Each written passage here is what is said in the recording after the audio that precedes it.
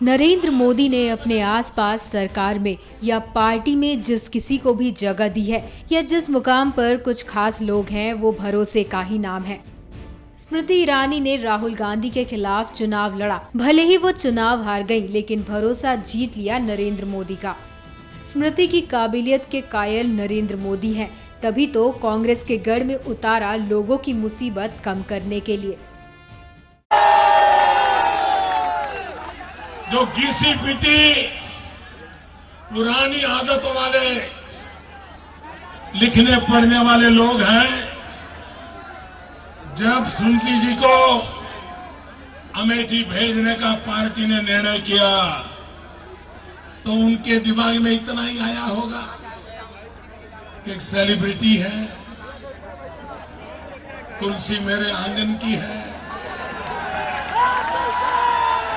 वो अब अमेठी के आंगन में जाएगी तो कुछ होगा नहीं, ज्यादा से ज्यादा राहुल भैया को परेशानी होगी। मैं देश के पॉलिटिकल पंडितों के सामने आज सार्वजनिक रूप से मेरी सोच, मेरी रणनीति इसका खुलासा करना चाहता हूं।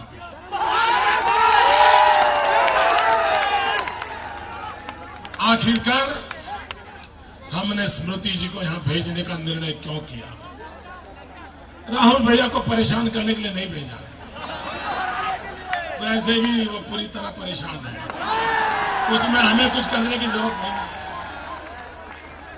भाइयों बहनों, स्मृति जी को मैंने राहुल जी की मुसीबतें बढ़ाने के लिए भेजा नहीं है, मैंने उनको भेजा है अमेठी की मुसीबतों को कम करने के लिए।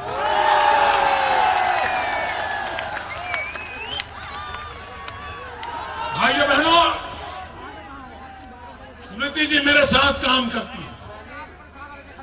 मेरे गुजरात से वो राज्यसभा की सदस्य है, और जब वो राज्यसभा में चुन करके आई तो मेरे गुजरात में जो जिले हैं उसमें जो जरा पीछे है, मैंने स्मृति जी को कहा कि आप राज्यसभा में जो डंका बजाना है बजाना, लेकिन ये जिला मैं तुम्हारे हवाले करता हूं, मुझे इस जिले में बदल करके दे दो।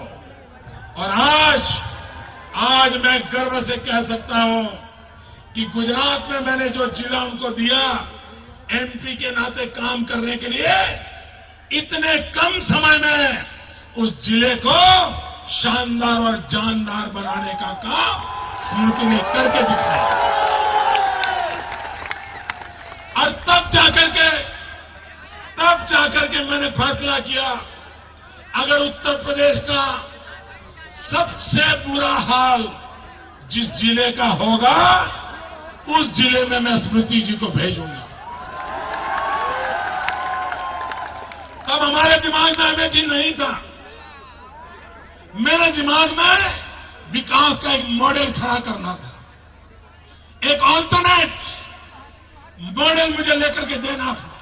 और मैं भाइयों, मैं ये रोज अखबार चलाने वाली दुनिया वाला नेता नहीं हूं, मैं घंटों तक लंबी सोचता हूं, दिन के दिन खपा देता हूं, दिमाग लगाता हूं, और मैंने जांच पड़ताल की और पाया ये उत्तर प्रदेश में सबसे बुरे हाल वाला कोई जिला है, वो मुझे अमेठी मिल गया।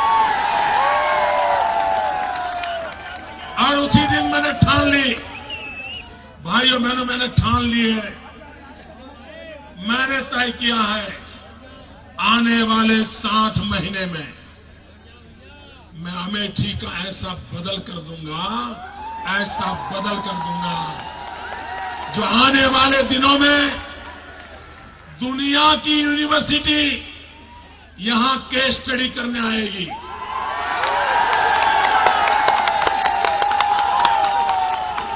हिंदुस्तान में पिछड़े जिले का विकास करना हो तो रास्ता अमेठी दिखाएगा। ये काम करने के लिए भाइयों बहनों, स्मृति को मैंने चुना है अब आपको चुन करके मोहर लगानी है, आपको मोहर लगानी है। भाइयों बहनों, मैं यहां बदले की राजनीति करने नहीं आया, न मेरा वो रास्ता है। मैं यहां आया हूं बदलाव की राजनीति के लिए। हम बदलाव नहीं चाहते, हम बदलाव चाहते हैं। और मेरा भरोसा मेरी ये छोटी बहन पर है। भाइयों बहनों, हर एक को अपनी बहन पे भरोसा होगा, मुझे इस मेरी बहन पे ज्यादा भरोसा है। क्योंकि 1 महीने पहले भेजा मैंने, तब तक उनको अमेठी किस कोने में है मालूम नहीं था।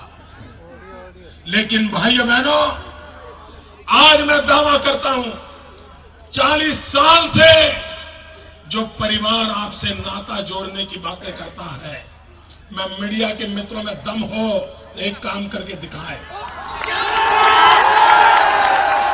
एक काम करके दिखाएं। एक तरफ मेरी छोटी बहन को खड़ी कर दें और बगल में राहुल भैया और पूरे परिवार को खड़ा कर दें, पूरे परिवार को। और सिर्फ पूछिए उनको, अमेठी लोकसभा क्षेत्र के गांवों के नाम पूछिए, और कुछ नहीं, सिर्फ गांवों के नाम पूछिए। मैं दावे से कहता हूं, अगर स्मृति ईरानी 100 गांवों के नाम बोल पाएगी, ये पूरा परिवार 10 गांव के नाम नहीं बोल पाएगा।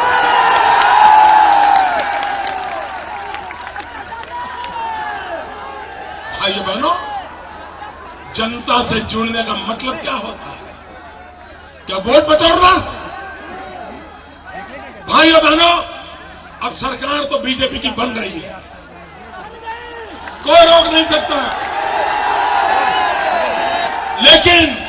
लेकिन मुझे हिंदुस्तान के सामने देश तो बनाना है, लेकिन सबसे पहले मुझे अमेठी बनाना है।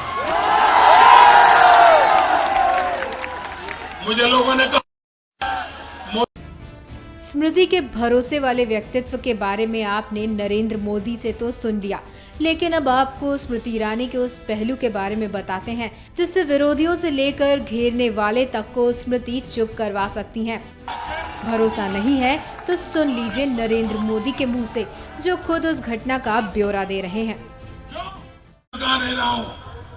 अभी मैं स्मृति जी का एक कार्यक्रम मैंने यूट्यूब पर देखा, वो घोषणा पत्र के कार्यक्रम में गई थी, और ये एबीपी न्यूज वाले घोषणा पत्र के कार्यक्रम में बड़े बड़े दिग्गजों को बुला के बिठाते हैं।